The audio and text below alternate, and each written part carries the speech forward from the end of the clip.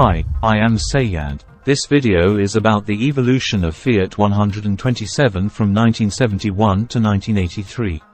The Fiat 127 is a supermini car produced by Italian car manufacturer Fiat. It is generally regarded as one of the most influential small cars of all time.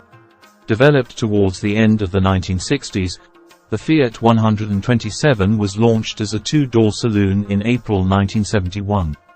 This was Fiat's first supermini-sized hatchback.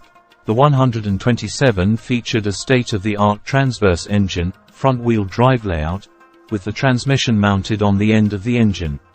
The Fiat 127 used Fiat Uno HV100 series 903cc engine. In 1975, the 127 special variant was released, which featured a restyled front grille and detailed changes to the interior. The Series 2 version of the 127 debuted in May 1977 with 903cc engine. It featured a restyled front and rear and larger rear side windows.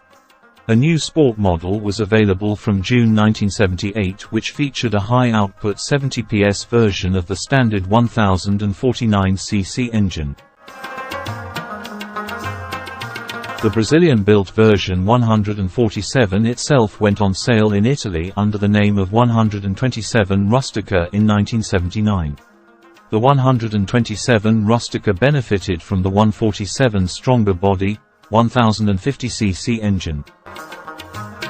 Despite a completely new replacement being only a year away, the Series 3 was presented in November 1981 and launched in Italy in January 1982. The third series received a completely new dashboard design and interior.